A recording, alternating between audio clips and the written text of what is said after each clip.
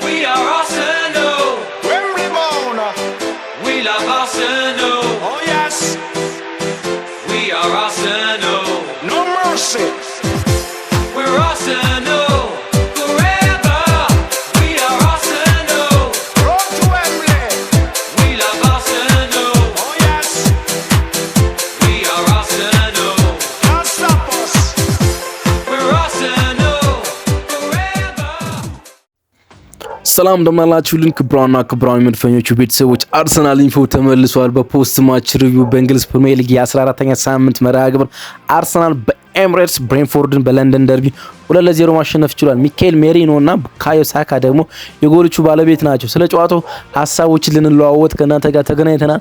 ስለምታደምጡን ቆይታችሁን ከኛ ጋር ስለምታደርጉ ከልብ ነው የምናመሰግነው። በጨዋታው ውስጥ የተፈጠሩ እያንዳንዱ ሙከራዎችን ኢንሲደንቶችን ኢን ዲቴይልስ እንመለከታለን። ኢን ዲቴይልስ እስከ ደቂቃው ነው የምትመለከቱት።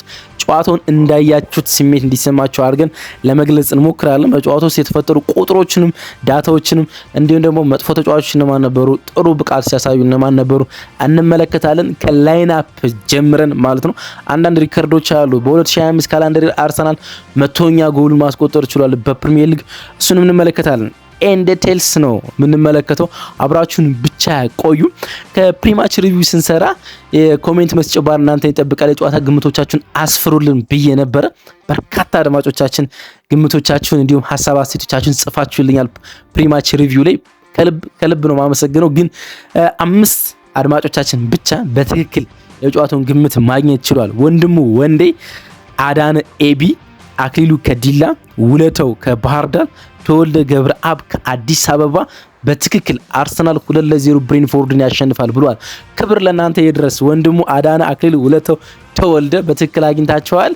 እናመሰግናለን ስለተሳተፋችሁ። እንዴ ደግሞ ግምታችሁ በትክክል ስለሆነ አክኖሎጅመንት እንዴ ሪስፔክት አለን ለእናንተ። ከመሸጋገሪያ ሙዚቃ በኋላ መለሳለሁ። ሰብስክራይብ ያደርጋችሁ ጠብቁን። እንዲሁም የኮሜንት መስጫው ባር ላይ የእናንተ ማን ኦፍ ዘ ማች እናም በጨዋታው ላይ የተሰማችሁን ስሜቶች የምታስቀምጡበት ጊዜ ነው። ጻፉልን። ተመልሼ እመጣለሁ። አርሰናል ብሬንፎርድን በለንደን ደርቢ 2-0 አሸንፎ በደረጃ ሰንጠረዡ ላይ ያለውን የነጥብ ልዩነት 5 ማድረስ ችሏል። ተመልሼ እመጣለሁ።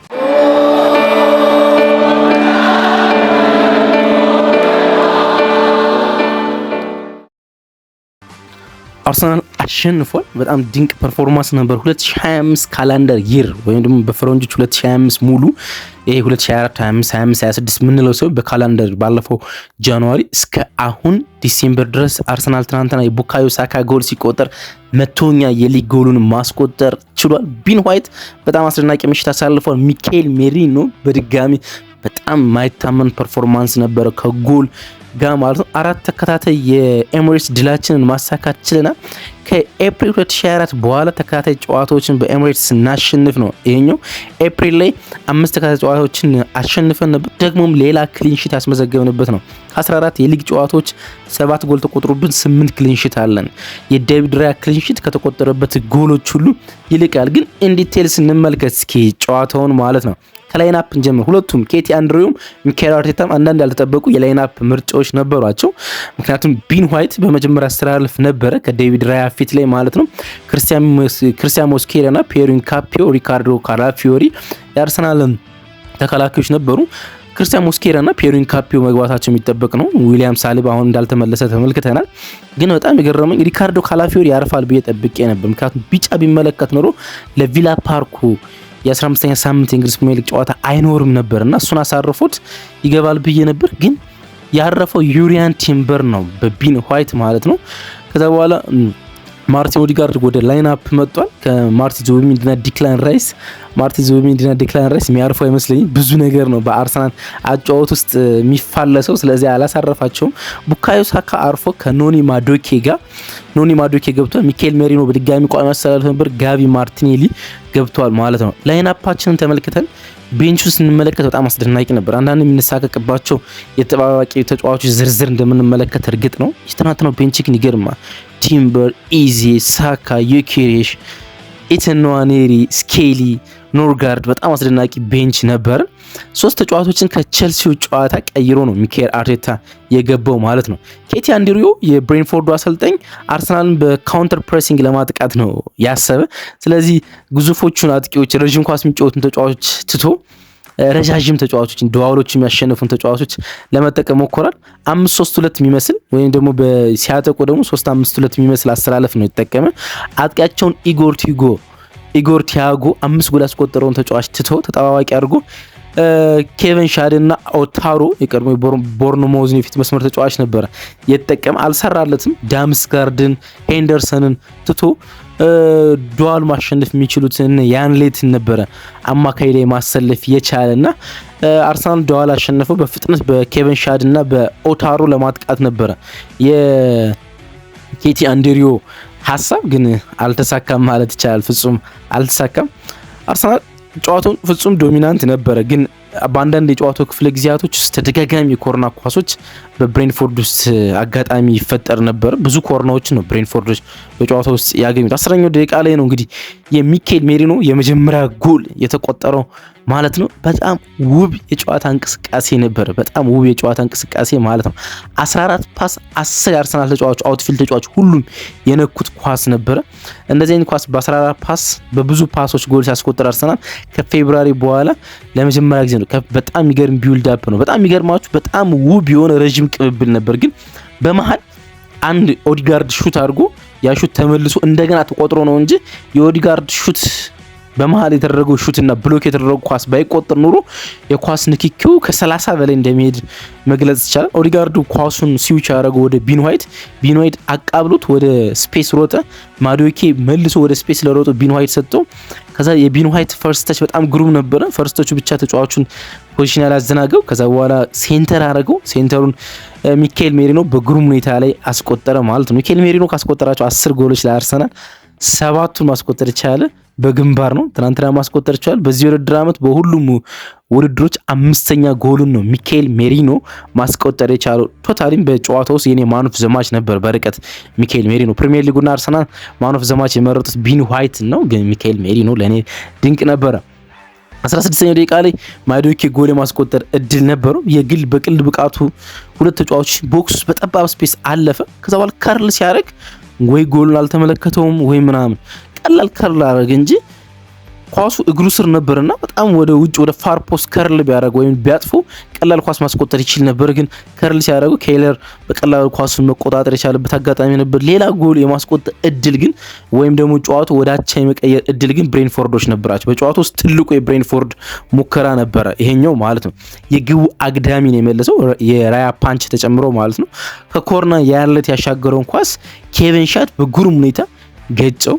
ባለ ገጭውን ኳስ ዴቪድ ራያን ፓንች አደረገው። ከዛ ፓንቹ ደግሞ የግቡ አግዳሚን መልሶ ኳሱ ወጣ ማለት ነው። ይሄ ኳስን በተመለከተ ግን ጥቂት ማውራት ያለብን ይመስለኛል። እንግዲህ ሁልጊዜ እናደንቃለን አይደለም? በተለይ ስለ አርሰናል የቆሙ ኳስ ማጥቃት በጣም በብዙ ሚዲያ ውስጥ ስለ ኒኮላ ሆይቨር የውዳሴ ቃላቶችን ይሰጣል። ግን ደግሞ አንዳንዴ መተቸት ሲኖርብን መተቸት ያለብን ይመስለኛል። አሁን ከመሳቀቅባቸው ጉዳዮች አንዱ አርሰናል በቆመ ኳስ ጎል ይቆጠርበታል ብዬ ነው። ብሬንፎርድ በጣም አስደናቂ የቆመ ኳስ አጠቃቀም ስላለው ጎል ያስቆጥራል ብዬ ስሳቀቅ ነበር። እነዚህ መሳቀቆች ከ2 ዓመታት በፊት አልነበሩም፣ አሁን ግን እየመጡ ነው። ምክንያቱም ባለፈው ውድድር ዓመት ዋንጫውን ያጣነው በብዙ ምክንያቶች ብንደረድርም አንደኛው ሴት ፒስ ጎሎች ስለሚቆጠሩብን ነው። በዚህ ውድድር ዓመት ብዙ ጎሎች ከተቆጠሩብን 7 ጎሎች ከ50% በላይ የሆነው የተቆጠረብን ከሴት ፒስ ነው። ቼልሲ ያቻ ጎል ያስቆጠረብን ወይም ደግሞ ሰንደርላንድ ያቻ ጎል ያስቆጠረብን ወይም ደግሞ ኒውካስል ጎል ያስቆጠረብን ሌላም እያልን ልንቀጥል እንችላለን እና የቆሙ ኳሶች በብዛት እየተቆጠሩብን እንደሆነ ማሰብ ይቻላል። ጥቂት ጎሎች ነው የሚቆጠሩብን፣ ግን ከሚቆጠሩብን ጎሎች ውስጥ የሚቆጠሩ ደግሞ በቆመ ኳስ። ይሄም ኳስ የዴቪድ ራያ ፍጹም አስደናቂ የሆነ ሴቭ ባይጨመርበት ኑሮ ከቆመ ኳስ ብሬንፎርድ አቻ ሊሆን ነበር። ኒኮላስ ሆይቨር ማጥቃቱን ሁሉ በአርሰናል ውስጥ አስደናቂ እንዳደረገው መከላከሉንም መስራት እንዳለበት ጥቂትም ለማውራት ያህል ነው። የማዱኬ ሙከራ ሌላ እንቅስቃሴ ነበረ። ከአንድም ከሁለቴ ማዱኬ ጎል ያስቆጥርባቸው የሚችሉ እንቅስቃሴዎች ነበሩት።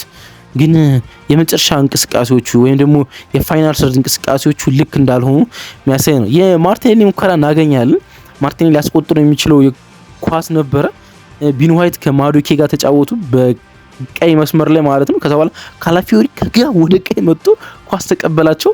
ከማዱኬ ኳስ ተቀበለ። ካላፊዮሪ ከቢን ዋይት ጋር ተጫወተ። ቢን ዋይት ከት ፓስ ለማርቲኔሊ ሰጠው። ማርቲኔሊ እየሮጠ ከግራ መስመር ወደ ቦክስ ላይትኖ ገባ። እናም ጥሩ ሹት ማድረግ ቢችል ጎል ሊያስቆጥርበት የሚችል አጋጣሚ ነበር፣ ግን ሲወጣ ተመለከትነው ማለት ነው። ሌላ ኩል የማስቆጠር ከአንድም ከሁለት አጋጣሚ ማዱዌኬ አግኝቶ ሳይጠቀምበት ቀርቷል። በተለይ ሪኮ ሄነሪ ከአንድም ከሁለት አጋጣሚ በላይ እያጠፈ ጎል ሊሆኑ የሚችሉ አጋጣሚዎችን እያገኘ ሳይጠቀምባቸው ቀርቷል። ቢያንስ ጎል ባይሆኑ አንደኛው ፍጹም ጎል የሚሆን ነበር። በጣም ቆንጆ ስሩ ቦል ተቀብሎ ማዱዌኬ ስሩ ቦሉን የፈርስት ተቹ በጣም ጥሩ ነው። ኳሱ ሊጠቀምበት ሲል ሪኮ ሄነሪ ታክል አድርጎ ያወጣበት አንደኛው የሚገርም አጋጣሚ ነው። የመጨረሻ ኳስ አጠቃቀሙ የማዱዌኬ ትልልቅ ጨዋታ ቢሆን ዋጋ የሚያስከፍል አይነት ይመስላል። ጥሩ ቀን ያሳለፈ እርግጥ ግን የመጨረሻ ውሳኔዎቹ ቢያንስ አንድ ጎል በጨዋታው ላይ ይገባው ነበር ብዬ አሰብኩ። 42ኛው ደቂቃ ላይ ማንጠብቀው ወይም ደግሞ ብንጠብቀው መጥፎ የሆነው ነገር ተከሰተ። ሰብስቲቱሽን ክርስቲያን ሞስኬራ ወደ ላይ ዘሎ ዱዋን ለማሸነፍ ከሞከረ በኋላ ከኬቪን ሻድ ጋር ሲመለስ የጉልበት ጉዳት የሚመስል ጉዳት አስተናገደና በዩሪያን ቲምበር ተቀይሮ ወጣ። ዩሪያን ቲምበር ቀጥታ ገብቶ ሴንተር ባክ ነው። ያው ለኔዘርላንድ ብሔራዊ ቡድን ሴንተር ባክ ሆኖ በኢንተርናሽናል ብሬክ ሲጫወት ተመልክተናል። ስለዚህ የሚከብዱ አይደለም፣ ተፈጥሯዊ ቦታው ነው። በጥሩ ሁኔታ ነው የተጫወተው። ግን አርሰናል ያሉ ሴንተር ባኮች በሙሉ ጉዳት ነው ያጋጠማቸው። ጉዳት የራይስን ጉዳት ስንጨምር ደግሞ በጨዋታ ውስጥ ለመከላከል ባህሪ ያላቸው እያንዳንዱ ተጫዋቾች ጉዳት እያጋጠማቸው እንደሆነ ማንሳት ይቻላል። ሰከንድ ሃፍ ምንም አይነት ሙከራ ሲኖር አርሰናል ኳስ ቁጥር ብቻ ወስዶ ለረጅም ደቂቃዎች በጣም ለረጅም ደቂቃዎች ማለት ነው ቆየ። ከዛ በኋላ የመጀመሪያ ቅያሬ ያደረጉ እነሱ ዳምስ ጋርደን ኢጎር ቲያጎን አጥቂያቸውን ማለት ነው ሄንደርሰን ቀይሮ አስገቡ። እነዚህ ቅያሬዎች ለማጥቃት ያላቸውን ፍላጎት ያሳያል። 1-0 ስለሆነ ወደ ጨዋታው በየትኛውም ደቂቃ እንመለሳለን ብለው እንዳሰቡ ያሳያል። ወዲያውኑ ይሄ ቅያሬ እንደተከናወነ አርሰናልም ቅያሬ ያከናወነ። ማርቲኔሊ በኤብሬቼ ኢዜ እንዲሁም ማዱዌኬን በቡካዮ ሳካ ቀየረ። ይሄኛው ቅያሬ ላይ የጠብቀው ቅያሬ ነበረኝ። የማርቲን ኦዲጋርድ ሰከንድ ሃፍ ፍጹም መጥፎ ነበር። አድማጮቻችን ይሄን በግልጽ ነው የምናገረው። ፍጹም መጥፎ ነበረ።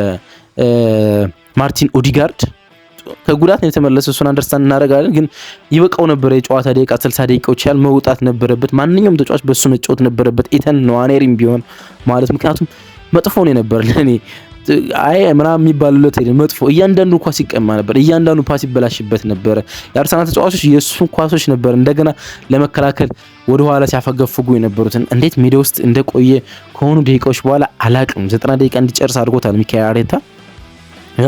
ካላፊዮሪ ሙከራ 65 ደቂቃ እናገኘዋለን። በጣም ግሩም ሙከራ ነው። ከቦክስ ውጭ መሬት ለመሬት ግሩም ሙከራ አደረገ። ኬለር ኳሱን መለሰው። ኬለር መለሰው ኳስ ሚካኤል ሜሪኖ ኳሱን አገኘው። ከዛ በኋላ ጠባብ አንግል ላይ ነበር ኳስ ነው ያገኘው። ኬለር ወጥቶ ነበረ። ከዛ በኋላ እግሩን በኬለር ነክቶ ፔናልቲ ኢንሲደንት ፈጠረ። ግን ፔናልቲ አልነበረም። እንዲሰጠው ያደረገው እንቅስቃሴ ነበረ።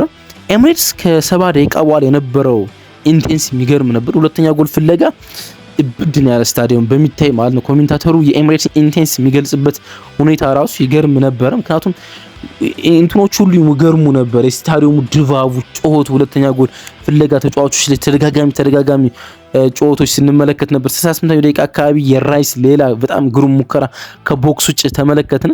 ሚካኤል ሜሪኖ ሊያስቆጥረው የሚገባ ኳስ ነበር። ይሄ በዚህኛው ኳስ በጣም ሰጥቻለሁ። ራይስ ኳሱን ሞከሩ። ከቦክስ ውጭ ግሩም ሙከራ ነበር። ሜሪኖ ከኬለር የተመለሰውን ኳስ አመከነው ነው ሞከረው ሲሆን አመከነው ማለት እንችላለን። ፍጹም አመከነው ማለት ነው። 80 ደቂቃ ላይ 1-0 እንዳለ ጨዋታው ደረሰና የቴሌቪዥናችን ስክሪን ላይ አንድ ቁጥር አሳየ። ብሬንፎርድ በዚህ ውድድር ዓመት ካስቆጠራቸው 10 ጎሎች ውስጥ የመጨረሻዎቹ 15 ደቂቃዎች የተቆጠሩ ናቸው። ብሬንፎርድ ያስቆጠራቸው 10 ጎሎች በመጨረሻ 15 ደቂቃ የተቆጠሩ ናቸውና ብሬንፎርድ በመጨረሻ ደቂቃዎች ሊያስቆጥር እንደሚችል ዳታ አሳየን ማለት ነውና የሚገርም ኢንሲደንት ነበር። ግን 82ኛው ደቂቃ ላይ ራይስ ጉዳት አጋጠመው። እያነከሰ አይደለም ይወጣ፣ እየተራመደ ነው። ይሄኛውን ራሱ ደግሞታል ሚካኤል አርቴታ። እያነከሰ አይደለም ይወጣ፣ እየተራመደ ነው። እሱ መልካም ነገር ነው ብሏል። በዩኬሬሽ ነው የተቀየረ። ዩኬሬሽ መግባቱን ተከትሎ ዩኬሬሽ የፊት መስመር ሆኖ ሚካኤል ሜሪኖ ወደ አማካኝ ተሳበ። ሌላ በተለይ ቡካዮ ሳካ ያበሳጨኝ ኳስ 88ኛው ደቂቃ ላይ የካላፊዮሪ ድንቅ ሙከራ ነው። ካላፊዮሪ ኳሱን ከራሱ የሜዳ ክፍል ወደ ፋይናል ሰርድ እየገፋ መጣ። የቦክሱ ጫፍ ላይ በቀኝ እግሩ ሌላ ድንቅ ሙከራ አረገ። ኬለር በድጋሚ ኳሱን ተፋ። ብዙ ኳስ ነው ኮሄሜን ኬለር ኳስ ሲተፋ የነበረ ማለት የቀድሞ የሊቨርፑል ሁለተኛ ግብ ጠባቂ አሁን የብሬንፎርዱ ግብ ጠባቂ ማለት ነው። አይሪሻዊ ኳሱን ተፋው። ከዛ በኋላ ቡካዮ ሳካ ከጥግን የነበረ ታፕ ብቻ ይበቃ ነበር በየትኛውም የሰውነት ክፍሉ ማለት ነው። ግን በቀኝ እግሩ ኳሱን ሲነካው ፕሮፐርሊ ኳሱን አልመተውም ነበርና ኳሱ አማከነው ማለት ነው። ከዛ በሁለት ደቂቃ ልዩነት ቡካዮ ሳካ ጎል አስቆጠረ እንጂ ይሄኛው ኢንሲደንት የሚያበሳጭ አይነት እንቅስቃሴ ነበረ የቡካዮ ሳካ ማለት ነው። በሁለት አጋጣሚ ሚኬል ሜሪኖ፣ በአንድ አጋጣሚ ቡካዮ ሳካ ኮሜን ከለር የተፋውን ኳስ ሳይጠቀሙበት እንደቀሩ ተመልክተናል። 90ኛው ደቂቃ ላይ ቡካዮ ሳካ ጎል አስቆጠረ። ካላፊዮሪ ነው ኳሱን የነጠቀ። ከዛ ከሜሪኖ ጋር በፍጥነት ተጫወተ። ሜሪኖ ወደ ቦክስ ኳስ ወደ መሃል ሜዳ ኳሱን እየገፋ ከሄደ በኋላ በመስመሮች መካከል እየሮጠ ለነበረ ቡካዮ ሳካ በጣም ቆንጆ ኳስ አቃበለ። ይሄኛው ኳስ ለጎሉን ላስቆጠረው ሳካ አሲስት የተደረገ ኳስ ነበር። ስለዚህ በጨዋታዎች ሚኬል ሜሪኖ አንድ ጎልና አንድ አሲስት ነበረው ማለት ይቻላል። ሳካ ሁለት ተጫዋቾችን ቀነሰ። ሁለት ተጫዋቾችን ማለት ነው። አንደኛው ዳምስጋርድ እንደሆነ ተመልክቻለሁ። ከዛ በኋላ ጠንካራ ሹት አድርጎ ኳሱን መጥቶ ኬለር ዋን ሃንድ ሴቭ ለማድረግ ሞከረ። በአንድ እጁ ግን አልቻለም። ኳሱ ተቆጠረ ማለት ነው። አርሰናል ጥቂት መረበሽ ነበረ። 1-0 ብቻ ስለነበር ጨዋታው ግን ሁለተኛው ጎል ተቆጠረና 2-0 ጨዋታውን አድርጎ ጨዋታውን ፍጹም እንደሚገባው ወይም አርሰናል በጨዋታው እንደነበረው ብልጫ ያለ ጎል ባያስቆጥርም ጎል ማስቆጠር ቻለ ማለት ነው። በጨዋታው ውስጥ ሌላ ክሊንሺት አርሰናል አስመዝግቦ ነው የወጣ 8ኛ ክሊንሺት ነው በዚህ ውድድር ዓመት ከ14 ጨዋታዎች ማለት ነው። 7 ጎሎች ብቻ ነው የተቆጠሩብን። ከክሊንሺታችን ቢያንስ ያንሳል ማለት። ብሬንፎርድ በጨዋታው 0.36 ኤክስጂ የነበረው ግን ደግሞ ከኦፕን ፕሌይ ወይም ደግሞ ከክፍት ጨዋታ ብሬንፎርድ የፈጠረው የጎል ዕድል 0.00 ነው። ታምናላችሁ? ጎል ሊያስቆጠር አይገባውም ብሬንፎርድ በጨዋታው ውስጥ ማለት ነው። ያን ያህል አርሰናሎች ፍጹም አስደናቂ እንደነበሩ ማንሳት ይቻላል። ቡካዮ ሳካ ባለፈው ሳምንትም አሲስት አድርጎ ነበረ ከቼልሲ ጋር በነበረው ጨዋታ ላይ። ስለዚህ ከኤፕሪል 2024 በኋላ ከኦልሞስት አመት አልሞላውም ግን ከአመት በኋላ አመት አልፎታል እንጂ ከአንድ አመት በኋላ በተከታታይ ጎል ወይም አሲስት አረገ ማለት ነው። ከአንድ አመት በኋላ ጎል ወይም አሲስት አረገ ማለት ነው ቡካዮ ሳካ። ጨዋታው ይሄን እንደዚህ አይነት መልክ ነበረው። ሚኬል አርቴታ ከጨዋታው በኋላ ከጋዜጠኞች ጋር ቆይታ አድርጎ ነበረ። ረጅም ቆይታ ነው የነበረው። ግን ጥቂቶች ጉዳዮችን በተለይ ከጉዳት ጋር የተመሳሰሉትን ጉዳዮች ለማንሳት አንደኛው ያነሳው ጉዳይ ስለ ጉዳት ነው። ይሄ ምንም ጥሩ ዜና አይደለም ማለት ዲክላን ራይስ ምን ያህል ጉዳት እንዳጋጠመው ማወቅ አንችልም። ክርስቲያን ሞስኬራም ጉዳት አጋጥሞታል። ነገ ምርመራዎችን ማከናወን አለብን። ከዛ በኋላ ለእናንተ ምናሳውቃችሁ ይሆናል አለ። ስለ ራይስ ደግሞ ሲናገር ዲክላን ተቀይሮ ነው የወጣ። የጉዳቱ መጠን አናቅም። የነገ ምርመራ ይደረግለታል። ተቀይሮ ሲወጣ ግን በእግሩ እየተራመደ ወጥቷል። እሱ መልካም ይመስለኛል አለ። ስለ ሚኬል ሜሪኖ ብቃት ተጠይቆ ነበር። እሱ ዛሬ ማይታመን ነበረ ነው ያለ። ከኳስ ጋር ያለ ኳስም የተለየ ነበር። እሱ ሁሉም የመጫወቻ ቦታዎች ላይ ነበረ። ዛሬ ለቡድናችን ወሳኝ ጎልም ለማስቆጠር ይቻላል። እጅግ ፎርም ላይ እንዳለ የሚያሳይ ነው ብሏል። ስለ ቢን ዋይትም በጨዋታው ስለነበረው ብቃት ተጠይቆ ነበር። በግሌ በቢን ብቃት በጣም ደስተኛ ነኝ። ምክንያቱም እሱ የቡድናችን ተጫዋች ነው። እንደ ተጫዋች ሁሌም መጫወት ይፈልጋል። ሁሌም አመለካከቱ ፖዚቲቭ ነው። እኔ በጣም ደስተኛ ነኝ።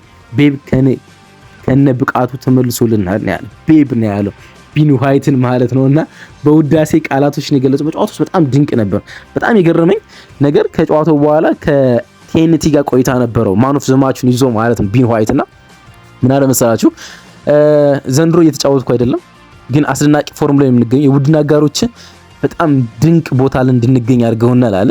የኦን ዘ ቴብል የደረጃ ሰንጠረዥ መሪ ስለሆነ ነው እና በማገኛቸው አጋጣሚዎች ሁሉ ቡድኔን መርዳት ፈልጋሉ። ዛሬ ያረኩት እሱን ነው እና ቡድኔን ስለረዳው በጣም ደስተኛ ነኝ ብሏልና ሚኬል አርቴታም እሱን የተናገረ በጣም ፖዚቲቭ ተጫዋች መሆኑን ነው ለማንሳት የወደደው ማለት ነው። አስደናቂ ድል ነው። ቼልሲ ደግሞ ተሸንፏል በኤርላንድ ሮድ በሊድስ 3-1። ሙሉ ኢነርጂ ለአርሰናል ጨዋታ ፍጹም ለረጅም ቀናት እንደተዘጋጁ የሚያሳይ ይመስለኛል። ብዙ ቀናትን ለአርሰናል ጨዋታ ብዙ ኢነርጂ ለአርሰናል እንዳወጡ የሚያሳይ ይመስለኛል። ቼልሲዎች በኤርላንድ ሮድ ተሸንፏል። ከቼልሲ ጋር የ9 ነጥብ ልዩነት ሆኗል። አሁን ቼልሲን ከዋንጫው ፉክክር ውስጥ ያወጣ ነው ይመስላል፣ ልክ እንደ ሊቨርፑል ማለት ነው። አሁን ቪላና እንዲሁም ደግሞ ሲቲ በቅርብ ርቀት ይከተልና ሲቲ በ5 ነጥብ ልዩነት ነው እየተከተለ የሚገኙ። በተከታታይ ሳምንታት ከሊድስ ጋር በ90 ደቂቃ እንዲሁም ደግሞ ከፉላም ጋር 5-1 እየመራ 5-4 የወጣባቸው ጨዋታዎች ድለኛ ያደረጉት ይመስላሉ እንጂ ሲቲም ከዋንጫ ፉክክር ውጭ ልናደርገው ተቃርበን ነበረ። የሳምንቱ መጨረሻ ላይ በቪላ ፓርክ አስቶን ቪላ ጋር በጣም ወሳኝ ጨዋታ አለብን፣ ፎርም ላይ ባለው ቪላ ማለት ነው። ለዛ ጨዋታ ፕሪማች እንገናኛለን። አብራችሁ ስለነበራችሁ ከልብ አመሰግናለሁ። ኮሜንት መስጫ እናንተ ማን ኦፍ ዘማች ማን ነበር? የኔ ሚኬል ሜሪኖ፣ የፕሪሚየር ሊጉና የአርሰናል ማን ኦፍ ዘማች ቢን ዋይት ነበረ። ግን ብዙ ሪካርዶ ካላፊዮሪ፣ በድጋሚ ዩሪያን ቲምበር እንዲሁም ደግሞ ማርቲን ዙቢሜንዲ ድንቅ ፐርፎርማንስ ማድረግ ችሏል። አብራችሁ ስለነበራችሁ ከልብ አመሰግናለሁ። ባይ እንወዳችኋለን።